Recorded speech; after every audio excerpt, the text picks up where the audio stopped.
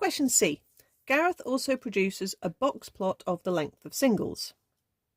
Okay, so it's drawn vertically, but we've all seen box plots before. He sees there is one obvious outlier. So a box plot sometimes uses a separate point and doesn't draw the whisker all the way to where the outlier is. Okay, so the whisker goes up to the largest value that isn't an outlier, okay, to make it a nice way of showing the outliers as well. So part 1 says, what will happen to the mean if the outlier is removed? So obviously if you're removing one of your biggest values, or the very biggest value, which is a lot bigger than the rest, when you add up your total and divide by obviously one fewer than you were dividing by to start with, just the fact that you've removed your very biggest one, which was pulling your mean up, is going to mean that the mean will decrease.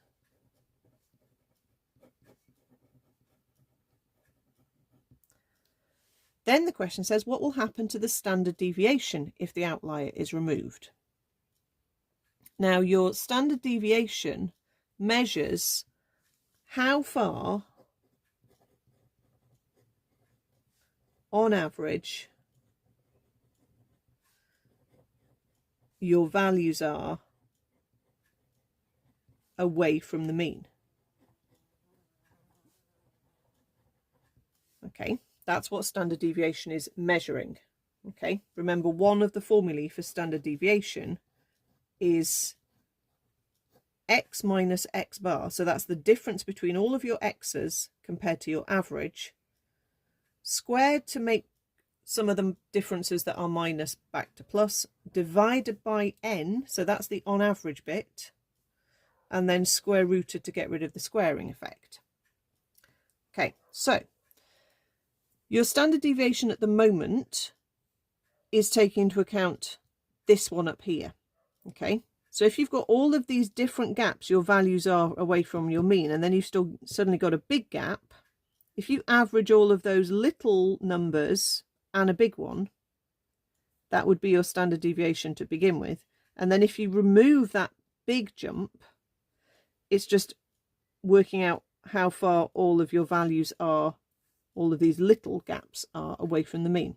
So if you remove the outlier, it will decrease the standard deviation as well. Okay, because it's not being pulled out by this massive gap here from this dot compared to the mean. So even though the mean's decreased a little bit, the standard deviation will also decrease. I mean, you could test that if you wanted on your calculator. If you go into menu 6 and you just make up a set of data that's lots of numbers that are quite similar and one really big number, and you go into the calculation and you have a look at the mean and the standard deviation, and then you go and you remove that outlier and check what happens to your mean and your standard deviation, and they both go down quite substantially. So with these questions, just think about what would happen, and if you can possibly test it with some numbers on your calculator, you could do that as well.